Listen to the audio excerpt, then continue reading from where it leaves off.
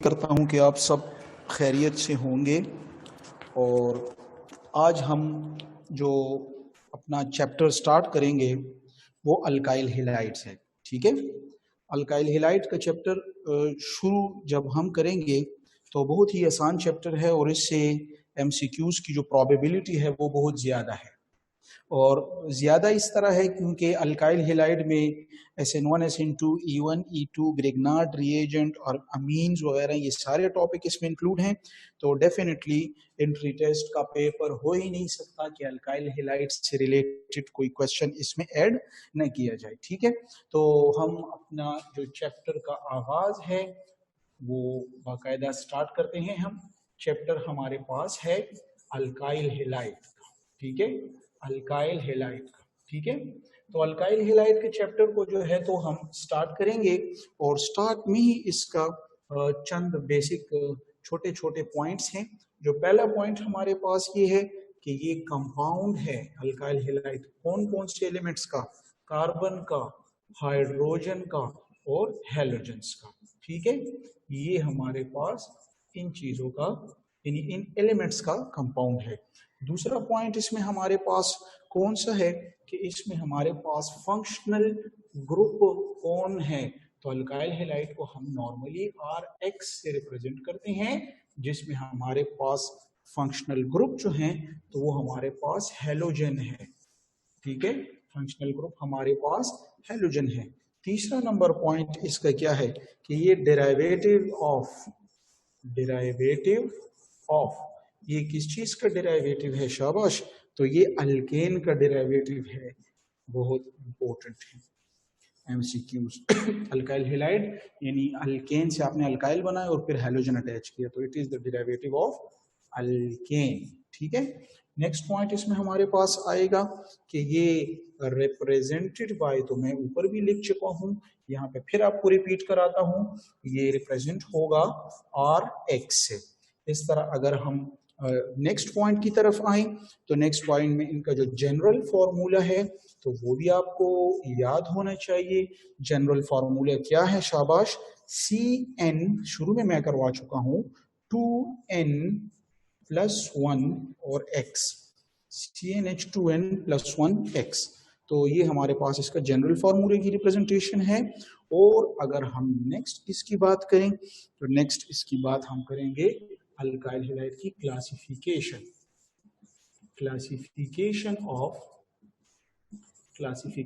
Of alkyl halide. तो alkyl halide की classification में हमारे पास कितने अल्काइल हैलाइड है? शाबाश, 1 डिग्री अल्काइल हैलाइड यानी जिसको हम प्राइमरी अल्काइल हैलाइड भी कहते हैं, 2 डिग्री RX यानी सेकेंडरी अल्काइल हैलाइड और 3 डिग्री RX यानी टर्शियरी अल्काइल हैलाइड। ठीक है, तो प्राइमरी, सेकेंडरी और टर्शियरी अल्काइल हैलाइड हमारे पास हैं। जब हम प्राइमरी, सेकेंडरी और टर्शियरी अल्काइल हैलाइड को पढ़ लें तो इसके बाद जो नए पॉइंट्स हमारे पास आते हैं फिजिकल प्रॉपर्टी में, यानी आसान है लेकिन इसमें MCQs आते हैं तो इसलिए इसको हम डिस्कस करेंगे। और हमारा जो नेक्स्ट इसके टॉपिक है वो हमारे पास है फिजिकल प्रॉपर्टीज। तो फिजिकल प्रॉपर्टीज ऑफ RX। ठीक है, तो RX की फिजिकल प्रॉपर्टी में कौन सी फिजिकल प्रॉपर्टी बहुत जरूरी है? तो पहले आप इसमें लिखें स्टेट। तो स्टेट आप लिखें कि C3 से C17 तक हमारे पास सारे लिक्विड स्टेट में होते हैं और लिक्विड कलरलेस होता है। ठीक है, इससे जो नेक्स्ट हमारे पास है C18 से अबव में अगर हम आए तो ये हमारे पास सॉलिड स्टेट में रिप्रेजेंट होते हैं। इसकी जो सॉल्युबिलिटी है तो सॉल्युबिलिटी आपको पता है ऑर्गेनिक कंपाउंड है तो सॉल्युबिलिटी इन ऑर्गेनिक सॉल्वेंट्स में जो है तो ये सॉल्युबल हैं, like dissolve like.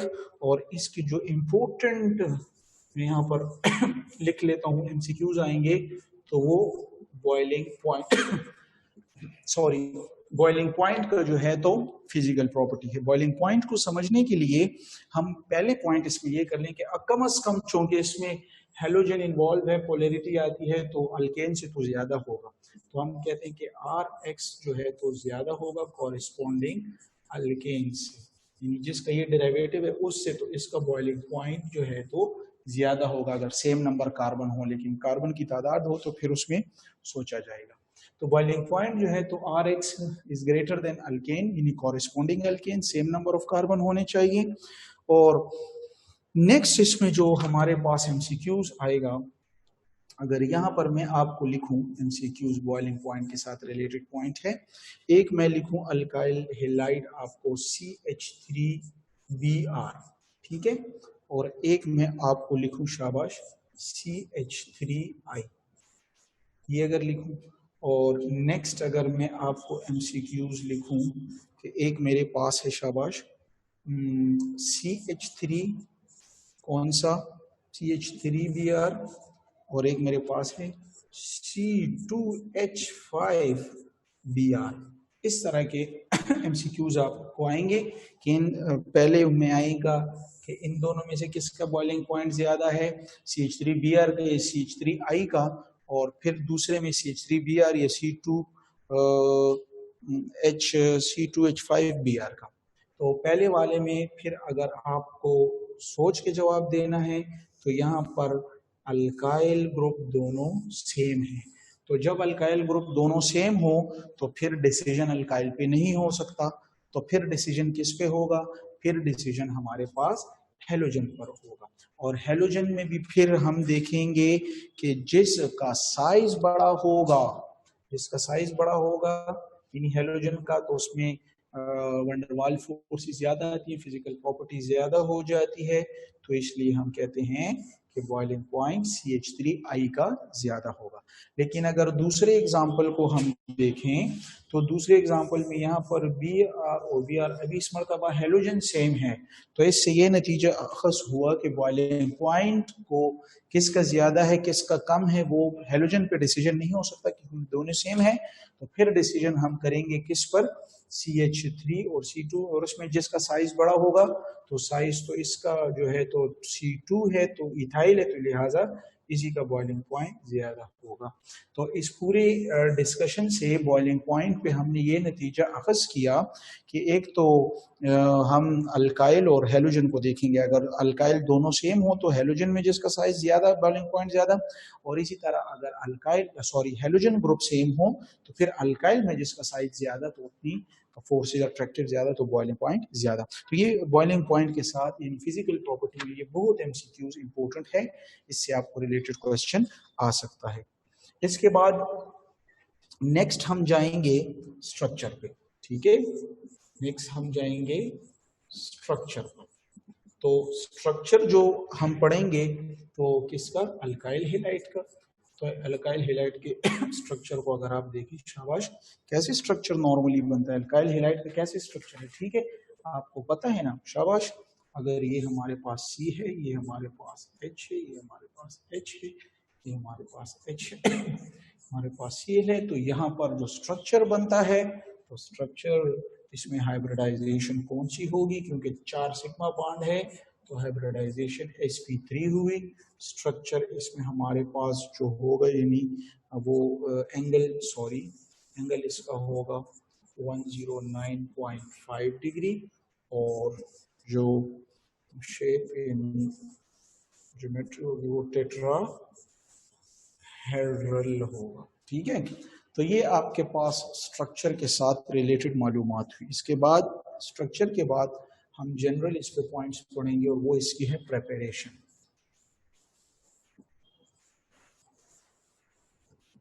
Preparation of Rx, तो Rx की प्रेपरेशन, तो प्रेपरेशन के लिए भी आपको एक चार्ट सी बनानी है जो कि आपको याद रखना है, ठीक है। एक तो हम बनाते हैं अल्कोहल, ये एमसीक्यूज है ना, अभी 3 नहीं बल्कि मैं यहाँ से अगर बनाना चाहूँ तो मैं 10 एमसीक्यूज तो बना लूंगा, ठीक है। ये तो नहीं कि हर वक्त आप स्टूडेंट्स के शॉर्ट ट्रिक, हर वक्त तो शॉर्ट ट्रिक नहीं होता ना, शॉर्ट ट्रिक होते हैं बस किसी टॉपिक में होते हैं, किसी टॉपिक को आप इसी तरह भी कॉन्सेप्ट से समझेंगे। अल्कोहल एक अल्कोहल से तैयार करते हैं आपके कोर्स में, और दूसरा है हेलोजिनेशन ऑफ अल्केन से, हेलोजिनेशन ऑफ अल्केन से। ठीक है, इससे तैयार करते हैं। अभी जब यहाँ पे तैयार करते हैं तो फिर इसके तीन तरीके हैं। तीन तरीके हैं। पहले है अल्कोहल प्लस हैलोजन एसिड। दूसरा है अल्कोहल प्लस शाबाश PX3 फास्फोरस ट्राइहेलाइड। ठीक है, और फिर है अल्कोहल और थायोनाइल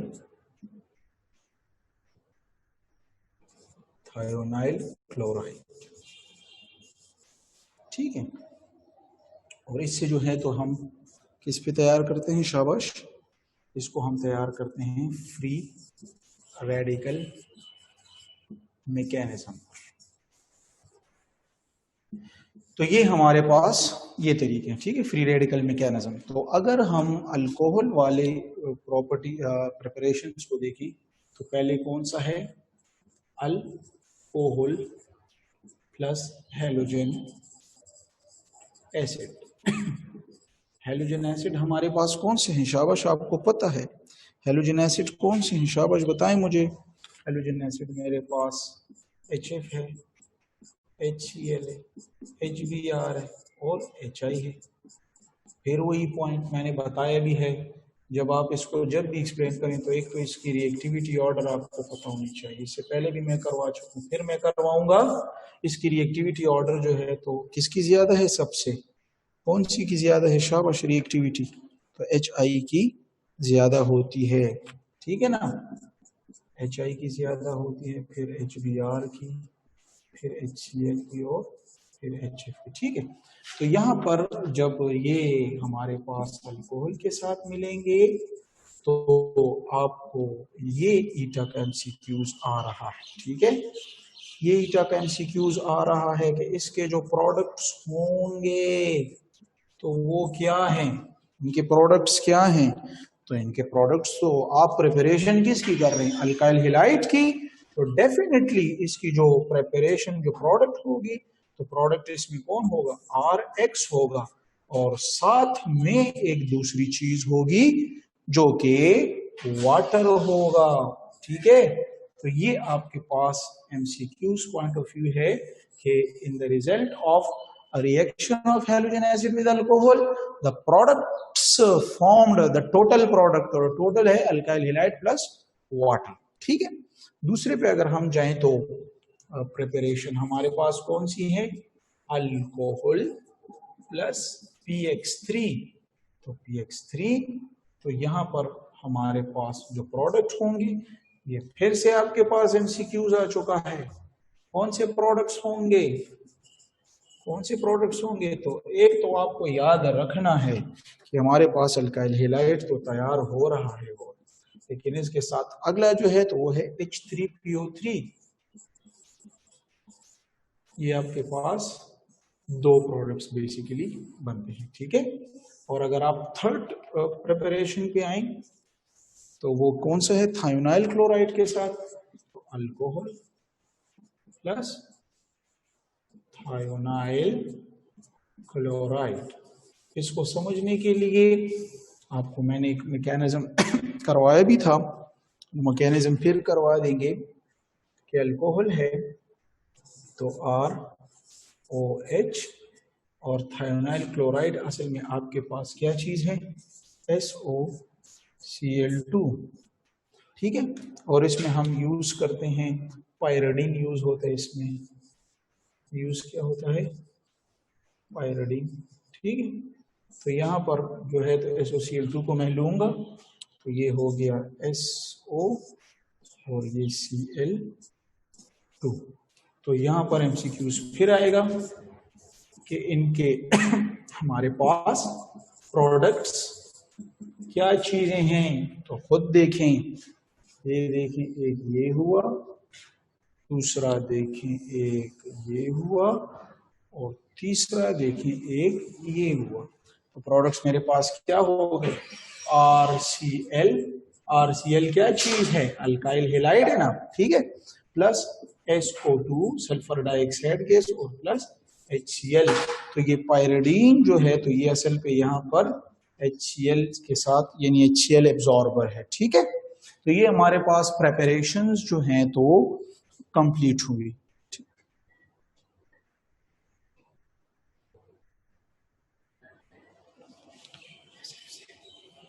अच्छा अच्छा, ओके ठीक है, ओके ठीक है। तो ये हमारे पास प्रेपरेशन हुई। तो प्रेपरेशन में प्रेपरेशन के बाद फिर एक एमसीक्यूज मैं आपके साथ यहाँ पर शेयर करता हूँ और वो होगी reactivity of alkyl halide. Reactivity order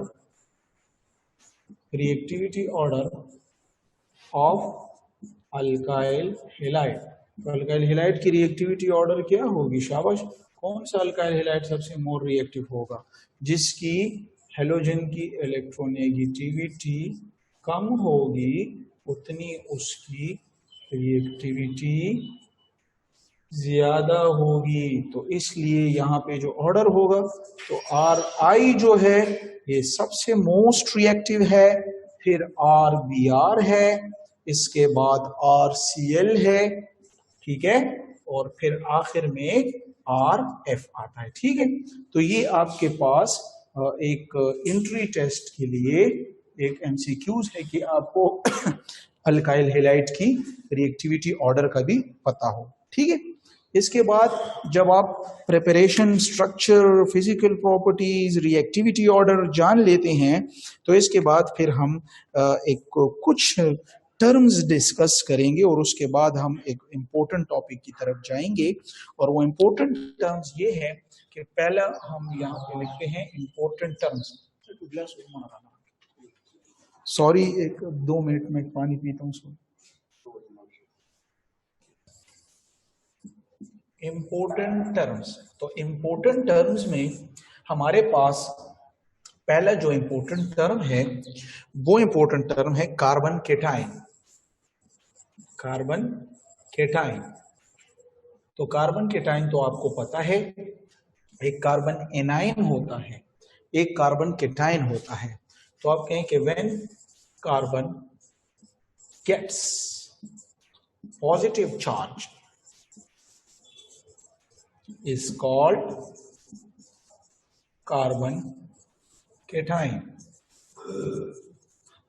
is called carbon cation, ठीक है। तो एग्जांपल में मैं यहाँ पर आपको दे दूं, अगर कार्बन पे पॉजिटिव चार्ज आ जाए तो ये कार्बन केटाइन होता है। लेकिन चूंकि आपको पता है कि कार्बन तो असल में हमारे पास टेट्रावेलेंट होता है, तो इसलिए यहाँ पर अभी इसके बाद हम डिस्कस करेंगे टाइप्स ऑफ कार्बन केटाइन।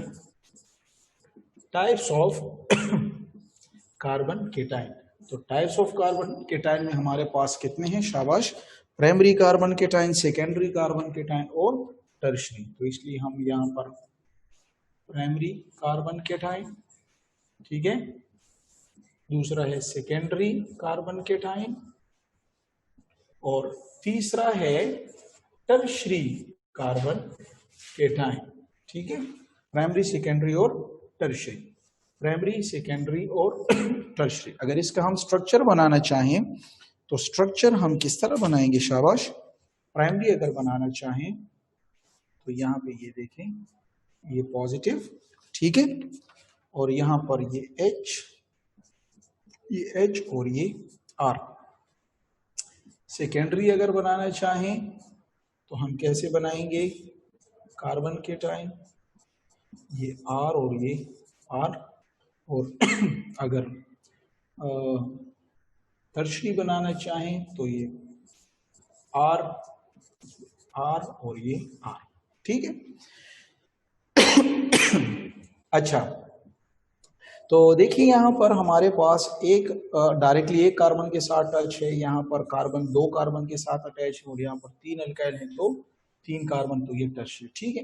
तो अगर हम इनकी बातें करें तो यहाँ पर हम इसकी डिस्कस करेंगे स्टेबिलिटी को, ठीक है। अभी हम इसके बाद डिस्कस करेंगे stability of carbon cation. MCQs आता है स्टेबिलिटी ऑफ कार्बन केटाइन। तो कौन सा कार्बन केटाइन मोर स्टेबल होगा? देखें यहाँ पे मैं फिर बनाता हूं, ठीक है।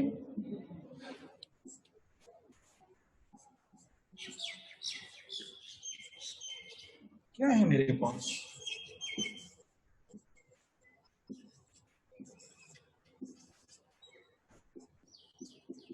ठीक है, ये आपको दिखाई दे रहे हैं। अभी यहाँ पे अगर आप गौर करें तो यहाँ पे भी पॉजिटिव चार्ज है, यहाँ पे भी पॉजिटिव चार्ज है, यहाँ पे भी पॉजिटिव। और जब भी किसी एटम के ऊपर चार्ज अपीयरेंस आती है तो इनमें अनस्टेबिलिटी आती है। लेकिन यहाँ होता क्या है यहाँ होता कुछ इस तरह है कि जब इस पे चार्ज आ गया तो अल्काइल जो है, तो ये तो आपको पता है कि ये कौन सा ग्रुप है, ये इलेक्ट्रॉन डोनेटिंग ग्रुप है, जिसकी वजह से ये इलेक्ट्रॉन इस एक साइड से भी डोनेट करेगा, पॉजिटिव चार्ज कम करेगा, यहाँ दूसरे साइड से भी इलेक्ट्रॉन डोनेट करेगा, तीसरे साइड से भी। तो जितने आर के ग्रुप ज्यादा होंगे उतना मोर स्टेबल होगा। तो इस बुनियाद पर स्टेबिलिटी सबसे ज्यादा टर्शरी की है और फिर सेकेंडरी और आखिर में ये। तो हम इस तरह भी कह सकते हैं कि ये 3 डिग्री है, ये सेकेंड डिग्री है, ये फर्स्ट डिग्री है। 3 डिग्री मोर स्टेबल है सेकेंड डिग्री से और सेकेंड डिग्री मोर स्टेबल है फर्स्ट डिग्री से, ठीक है। तो इस बुनियाद पर ये हमारे पास कार्बन केटाइन की स्टेबिलिटी ऑर्डर को भी डिस्कस कर लिया। और अगर हम स्टेबिलिटी को और भी जानना चाहते हैं तो हम कहते हैं कि स्टेबिलिटी, ये भी MCQ उस पॉइंट के लिए आ सकता है कि stability of carbon cation is directly proportional to number of alkyl groups। एक है स्टेबिलिटी ऑफ एनाइन, वो इनवर्सली प्रोपोर्शनल है, ठीक है। लेकिन ये हमारे पास क्या आएगा, ये हमारे पास डायरेक्टली प्रोपोर्शनल में आएगा, ठीक है ना। तो ये हमारे पास स्टेबिलिटी कार्बन केटाइन और कार्बन केटाइन की टाइप्स को डिस्कस किया। इसके बाद दूसरा इंपॉर्टेंट टर्म जो मेरे पास आता है वो हमारे पास कौन सा है? शाबाश, वो हमारे पास है न्यूक्लियोफाइल। न्यूक्लियोफाइल, तो न्यूक्लियोफाइल तो आप जानते हैं कि वो स्पीशी जो न्यूक्लियस लवर होता है, जो न्यूक्लियस लवर होता है, ठीक है। इसके बाद दूसरा जो पॉइंट है वो पॉइंट ये है कि ये डोनेट या डिनोट, सॉरी,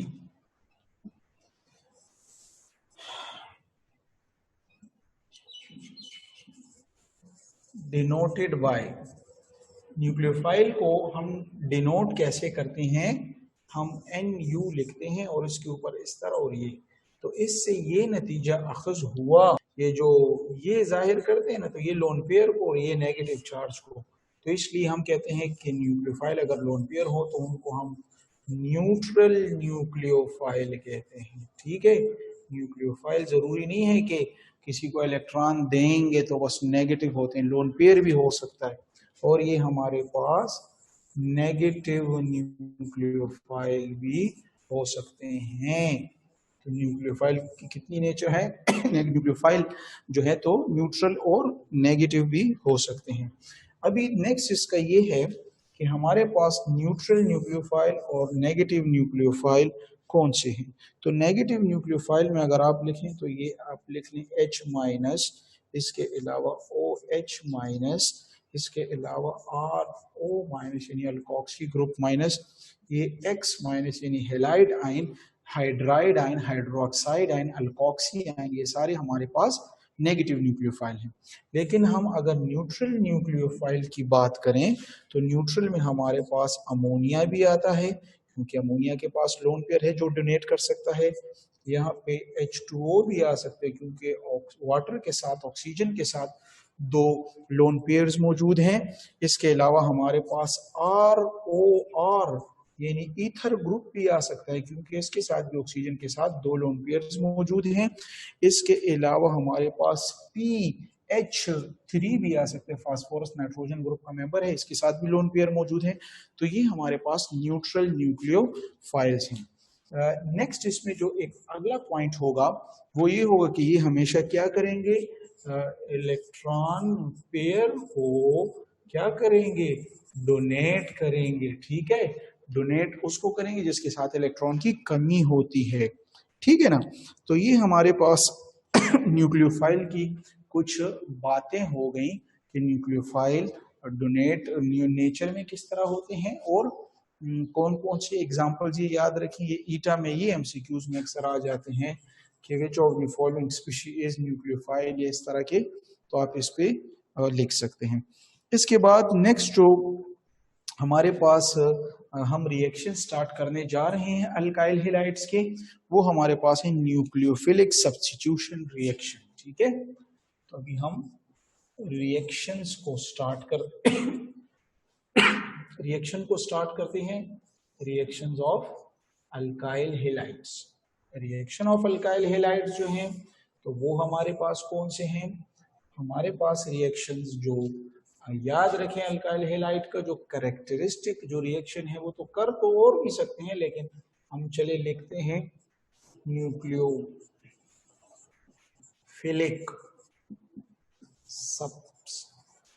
सब्स्टिट्यूशन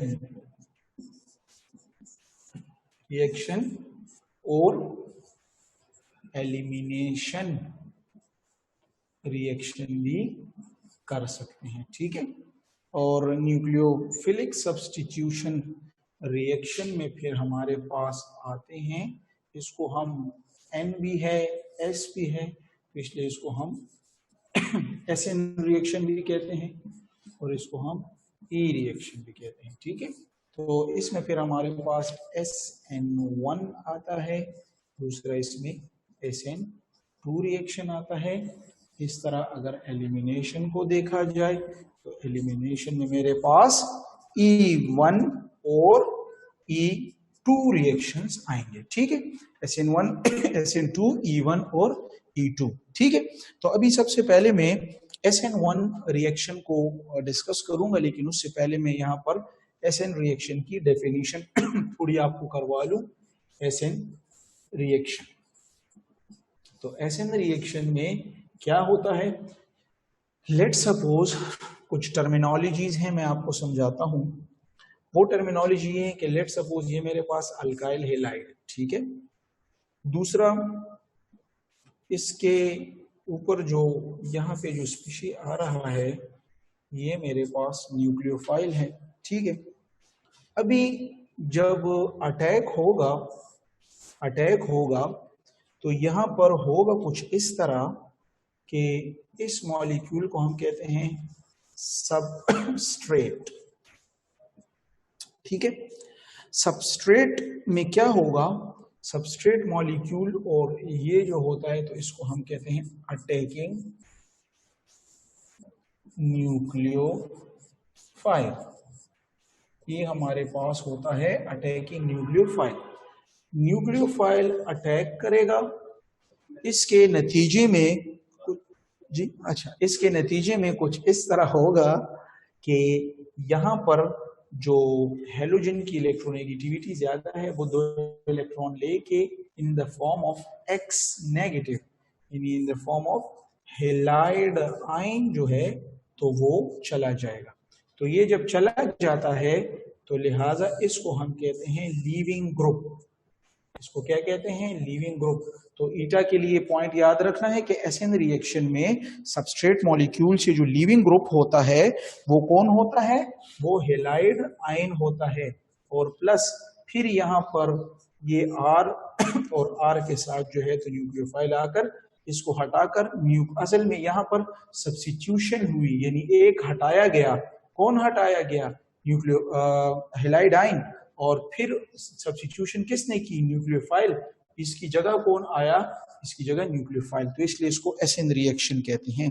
अभी इसको हम डिटेल में जानेंगे कि सबस्ट्रेट जो है तो ये कैसे होते हैं, अटैकिंग न्यूक्लियोफाइल के लिए क्या शराइत हैं, हैलाइड आयन के लिए क्या शराइत हैं, और ये जिस सॉल्वेंट में ये प्रोसेस होता है तो उन सॉल्वेंट्स के लिए जो है तो क्या जरूरी शराइत है। तो अभी इन तमाम बातों को हम गौर से जानेंगे, लेकिन गौर से जानने के लिए पहले आप इनकी रिवीजन कराएं कि what is SN reaction. The reaction in which attacking nucleophile will attack on the substrate molecule and displace the halogen ion in the form of halide ion and take its position. This is called nucleophilic substitution reaction or this is called SN reaction, right? ये हमारे पास SN reaction है। जब SN reaction आप ये पढ़ लें तो फिर यहाँ पर हम पढ़ते हैं कि SN1 रिएक्शन, ठीक है, और यहाँ पे हम पढ़ते हैं SN2 रिएक्शन। आपको पता है यहाँ पे भी मैं आपको 10 से 11 एमसीक्यूज दूंगा और यहाँ से भी 10 से 11। तो इस टॉपिक में टोटल आपके पास कितने एमसीक्यूज आ जाएंगे? 22 एमसीक्यूज आ जाएंगे सिर्फ इस एक पेज पर, ठीक है। तो हम स्टार्ट करने लगे हैं SN1 रिएक्शन, यहाँ पर SN2 रिएक्शन। तो जी स्टार्ट करते हैं SN1 और यहाँ पर SN2। तो SN1 को जब स्टार्ट करते हैं तो SN1 जो है तो पहला एमसीक्यूज इसका स्टेप्स, तो हम कहते हैं कि ये 2 स्टेप्स में होता है, 2 स्टेप्स में होता है, ठीक है। 2 स्टेप्स में कैसे होता है? क्योंकि इसमें जो हमारे पास सबस्ट्रेट है, जो सबस्ट्रेट है वो हमारे पास टर्शरी अल्काइल हैलाइड है, ठीक है। तो ये दूसरा क्वेश्चन कि SN1 रिएक्शन 2 स्टेप्स में होता है और इसमें जो सबस्ट्रेट होता है वो टर्शरी अल्काइल हैलाइड होता है। तो आप कहेंगे कि ये क्यों? तो टर्शरी अल्काइल हैलाइड को अगर मैं ड्रा करूं, ये मेरे पास हाइड्रोजन, ये मेरे पास क्या हो गया? R हो गया, ये मेरे पास R हो गया, ये मेरे पास R हो गया। अभी होता कुछ इस तरह है कि न्यूक्लियोफाइल यहाँ पर खड़ा है अटैक के लिए, तो स्टेप नंबर 1 में कुछ इस तरह होगा, स्टेप 1 में कुछ इस तरह होगा कि न्यूक्लियोफाइल जो है यहाँ पर न्यूक्लियोफाइल जो है फ्रंट अटैक भी नहीं कर सकता और बैक साइड अटैक भी पॉसिबल नहीं है, क्योंकि यहाँ पर तीनों जो हैं तो क्या मौजूद हैं? इनको हम कहते हैं बल्की ग्रुप्स। क्या अटैच हैं? बल्की ग्रुप्स। और इस फिनोमेना को आप सब लोग जानते हैं, इसको हम कहते हैं स्टीरिक हैंड्रेंस। स्टीरिक हैंड्रेंस। तो ये अगर आपसे एमसीक्यूज में पूछा जाए कि in SN1 reaction nucleophile can not attack from the back side due to the presence of bulky groups in tertiary alkyl halide. 3 alkyl group होते हैं, फ्रंट से भी नहीं। तो लिहाजा हम स्टेप 1 में यहाँ पर पहले क्या करेगा? पहले जो होगा पहले स्टेप में तो ये हैलाइड आयन जो होगा ये यहाँ से चला जाएगा, तो हमारे पास प्रोडक्ट में क्या आएगा? C+, ठीक है, ये R, ये R, ये R, ठीक है, और प्लस क्या हो गया? सॉरी, हैलाइड आयन, ठीक है। और यहाँ पे स्टेप नंबर 2 में फिर इस तरह होता है कि ये जो हमारे पास स्पीशी बन चुकी है कार्बन केटाइन, ये यहाँ पे आ जाती है, ये देखें टर्शरी कार्बन केटाइन स्पीशी आ चुकी है और अभी यहाँ पे बहुत नॉर्मल तरीके से न्यूक्लियोफाइल जो है तो अटैक करता है और अपना जो फाइनल टारगेटेड प्रोडक्ट है वो बना लेता है, ठीक है ना। तो इसमें स्टीरिक हैंड्रेंस बुनियादी फैक्टर है, तो ये है। तो लिहाजा मैं SN2 को चले बाद में मैं एक्सप्लेन करूंगा, तो इसको मैं मिटा दूंगा, ठीक है, कि मैं यहाँ पे और पॉइंट्स इसको डिस्कस करें। तो यहाँ पे पहला एमसीक्यूज कौन सा हुआ?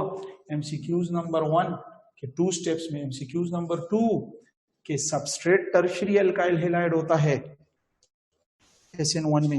एमसीक्यूज नंबर 3, एमसीक्यूज नंबर 3 शाबाश, कौन सा होगा? कि यहाँ पर चूंकि यहाँ पे ये पॉजिटिव आयन बना, ये नेगेटिव आयन बना, ठीक है, तो इसलिए ये जो सॉल्वेंट में होता है तो चूंकि आयन्स होते हैं तो ये कौन से सॉल्वेंट को प्रेफर करता है? पोलर सॉल्वेंट को, पोलर सॉल्वेंट, ठीक है। एमसीक्यूज नंबर 4 को देखें, शाबाश, एमसीक्यूज नंबर 4 को कि इसमें हमारे पास जो होता है तो रेट रेट किसके साथ ताल्लुक करते हैं? शाबाश। Rate depend upon only one species. और वन स्पीशी क्यों? क्योंकि ये स्टेप कौन सा होता है? शाबाश, ये स्टेप हमारे पास स्लो स्टेप होता है और ये फास्ट होता है। जी सर।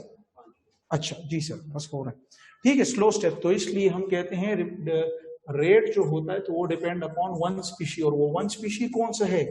ये एमसीक्यूज आपको फिर यहाँ पे आएगा।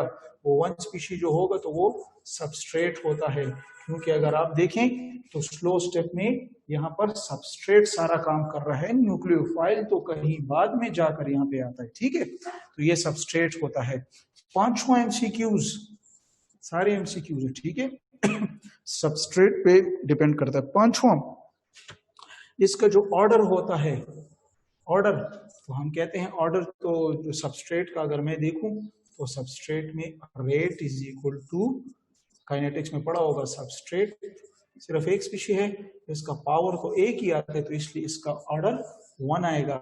एमसीक्यूज नंबर 6 इसमें क्या आता है? इसकी मॉलिक्यूलरिटी क्या आएगी?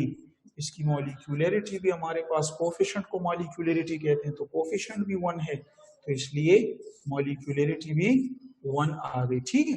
तो ये 6 एमसीक्यूज हो गए। सातवां एमसीक्यूज इसमें क्या होगा? सातवां एमसीक्यूज में नेक्स्ट पे आऊंगा, शाबाश। एमसीक्यूज नंबर 7, एमसीक्यूज नंबर 7 इसमें क्या होगा? शाबाश, कि इसकी हाइब्रिडाइजेशन कौन सी होगी?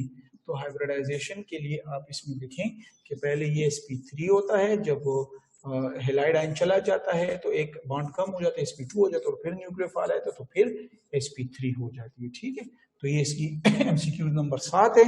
एमसीक्यूज नंबर 8 को आप देखें, एमसीक्यूज नंबर 8 इसमें क्या है? शाबाश, इसमें जो लीविंग ग्रुप होता है, तो लीविंग ग्रुप जो है तो वो तो न्यूक्लियोफाइल पर जबरदस्ती नहीं निकालता, न्यूक्लियोफाइल के आने से पहले ही चला जाता है, तो इसलिए हम कहते हैं कि लीविंग ग्रुप इसमें क्या है? गुड लीविंग ग्रुप, यानी आसानी से जाने वाला गुड लीविंग ग्रुप है, ठीक है। इस तरह एमसीक्यूज नंबर 9 इसमें क्या है कि न्यूक्लियोफाइल इसमें क्या है? तो न्यूक्लियोफाइल तो इसमें बहुत शरीफ है, क्योंकि इसने लिविंग ग्रुप को निकालना नहीं चाहा, बहुत शरीफ है, खुद ही निकल आराम से आता है, इसके लिए जगह अवेलेबल होती है पॉजिटिव। पहले स्टेप में फ्रंट से हेलाइड आयन गया होता है, इसको अटैक, बैक साइड अटैक तो पॉसिबल नहीं है, लेकिन फ्रंट अटैक पॉसिबल है, तो न्यूक्लियोफाइल इसमें वीक होता है, ठीक है। तो अगर आप इन पॉइंट्स को इकट्ठा करके लिखें तो ये आपके पास 9 पॉइंट राउंड अबाउट हो गए हैं एमसीक्यूज जी। No, 10 plus 5 minutes.